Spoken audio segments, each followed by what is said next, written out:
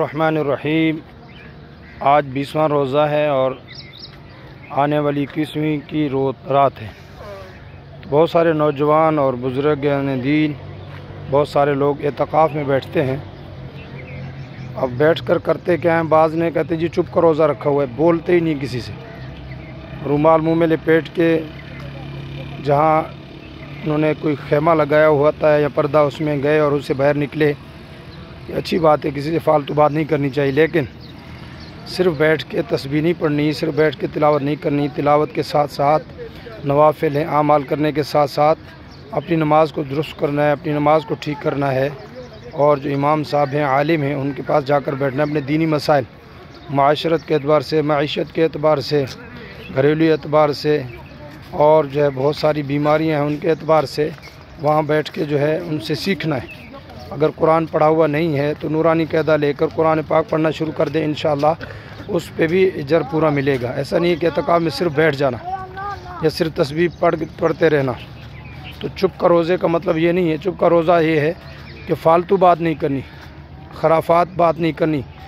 2-3-4 دوست بعض دفعہ بیٹھ جاتے ہیں جو کیا کرتے ہیں، آپس میں گپ شپ لگاتے رہتے ہیں اور جو ہے فالتو بیٹھے ہوئے ہیں، مجلس لگا لی۔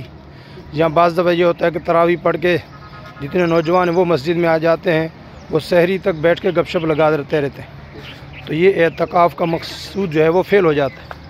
کوئی فائدہ نہیں ایسے اعتکاف کا جس میں دوست احباب آ کر بیٹھیں اور گپ شپ لگاتے رہیں۔ دوسری بات، یہ بار بار ساتھی میسج یا فون کر کے پوچھتے ہیں کہ جی کیا اعتکاف والا موبائل استعمال کر سکتا ہے؟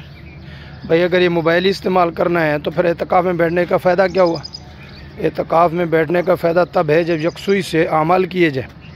تو موبائل جب استعمال کرنا ہے اور وہاں جو ہے اس پر فون پہ رابطے کر رہے ہیں تو اس اعتکاف کا کوئی فائدہ نہیں ہے، بلکہ بے ادبی ہے مسجد کی بے ادبی ہے، اعتکاف کی بے ادبی ہے۔ تو موبائل وغیرہ سے پرہیز کرنا ہے۔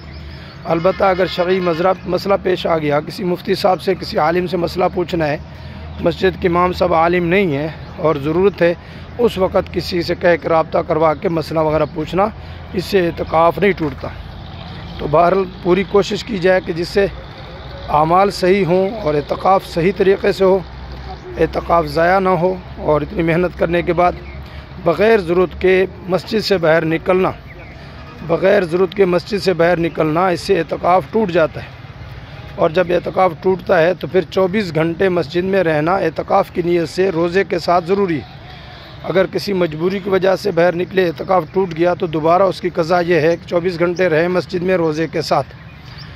اور نفلی اعتکاف جو ہے وہ جتنی دیر کے لیے بیٹھنا چاہے بیٹھ سکتے ہیں۔ جو مسجد میں سنت مؤکدہ کے لیے بیٹھے ہیں ان کے لیے ضروری ہے کہ وہ بیچ میں نہ اٹھیں اور جو اعتکاف نہ توڑیں، اور اگر ٹوٹ گیا اعتکاف تو وہ جو ہے قضا تو ہو جائے گی، لیکن اعتکاف سنت نہیں رہے گا، نفلی ہو جائے گا، اور اعتکاف سنت جو کفایہ ہے، الگ کفایہ، وہ ادا نہیں ہوگا، جس کی وجہ سے پورا محلہ اس گناہ میں شریک ہوگا۔ واللہ اعلم بالصواب۔